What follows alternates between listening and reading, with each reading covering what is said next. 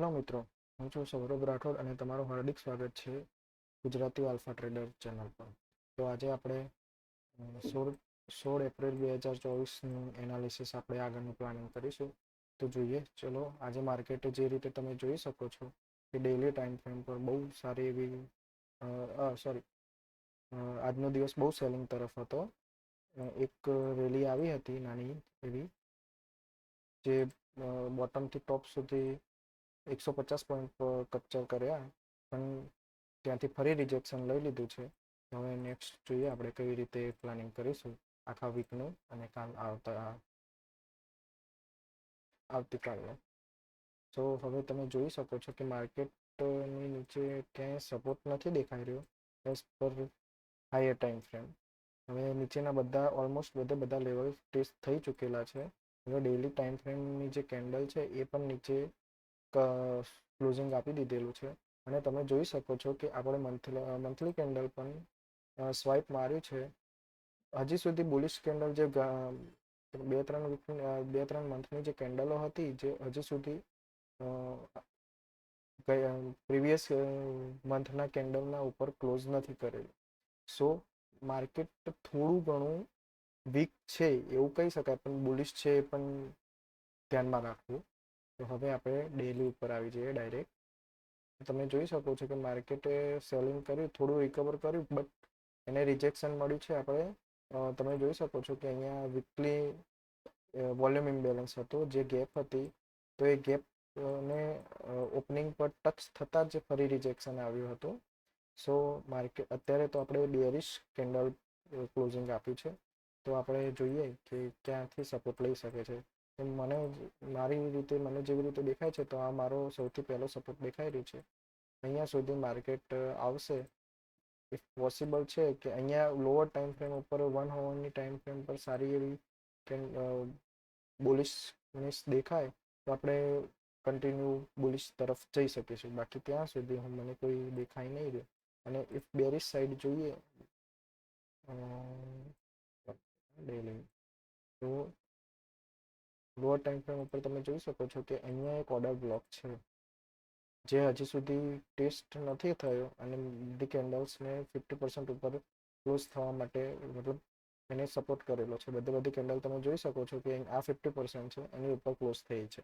કોઈ બી કેન્ડલ એની નીચે ગઈ છે. આ બી એક વીક્સ શું કહેવાય, અચાનક નીચે ગઈ અને ઉપર આવી ગઈ હતી.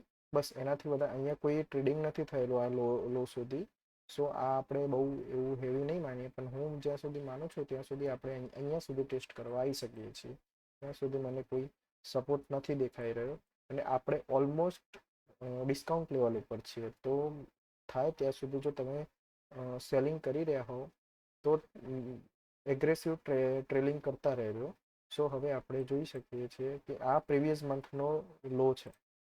જે પોઝિશનલ વાળા હશે એમનો સ્ટોપ લોસ છે, એમનું જે લોકો સેલિંગ કરી રહ્યા છે એમને આ હાઈ પર અને આ હાઈ બંને સાઈડથી હેજિંગ કરેલું હશે.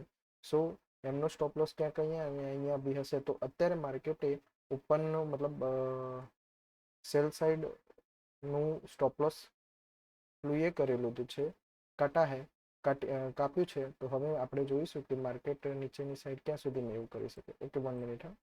સો આપણે જોઈ શકો છો કે અહીંયા નાનું એવું મંથલી ઇમ્બેલેન્સ દેખાઈ રહ્યું છે મને. મેં જોયું નહોતું. સો હું એવું ઈચ્છીશ કે માર્કેટ થાય ત્યાં સુધી અહીંયાથી સપોર્ટ લઈને અહીંયાથી રિજેક્શન ના લેવું જોઈએ. મતલબ કેવી રીતે કહેવા માંગુ છું, તો આપણે જાણી લો કે માર્કેટ જ્યારે કદાચ અહીંયા આવે,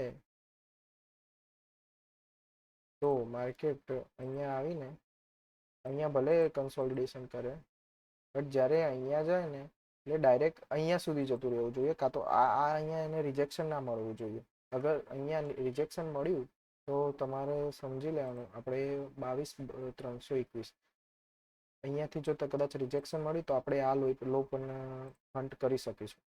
અને બીજી એક વાત કે તમને એવું લાગતું હશે કે હું ફ્યુચર ઉપર કેમ એનાલિસિસ કરું છું, તો ફ્યુચર ઉપર કરવાનું એક કારણ એ છે કે આપણે નિફ્ટી છે એ સ્ટોક્સ પર ચાલે છે. મતલબ એ આખા ઓવરઓલ 50 સ્ટોક્સનું ગ્રુપના વીક કેવી રીતે પરફોર્મ કરે છે એના ઉપર નિફ્ટી 50 ચાલે છે. અને જે મોસ્ટલી જે મોટા પ્લેયરો છે, જે આપણા જેવા રિટેલરો છે, એ બધા ટ્રેડિંગ થાય છે આપણે ફ્યુચર્સ ઉપર. તો આપણે એના માટે હું ફ્યુચર્સનું એનાલિસિસ કરી રહ્યો છું. તો આ આપણો પ્લાનિંગ રહેશે કે માર્કેટ આવતીકાલે અહીંયા કે કદાચ લે તો તમે ડાયરેક્ટ સેલિંગ પર નિર્ભર ના થઈ જતા, થોડી વાર ટેસ્ટ થવા દેજો.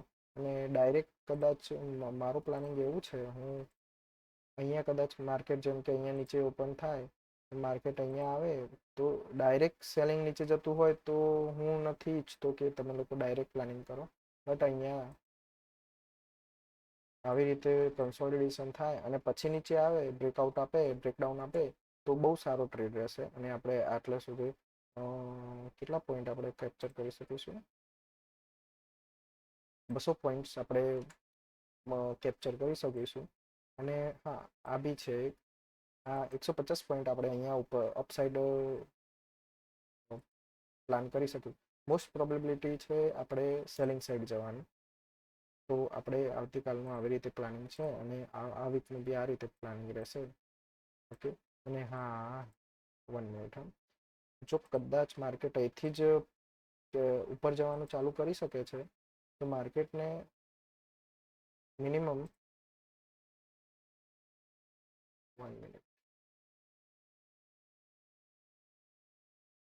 આ બોક્સની ઉપર સસ્ટેન થવું પડશે અને બીજા હાયર હાઈ બનાવવા પડશે લોઅર ટાઈમ ફ્રેમ ઉપર, અને ઉપર જતું રહેવું પડશે.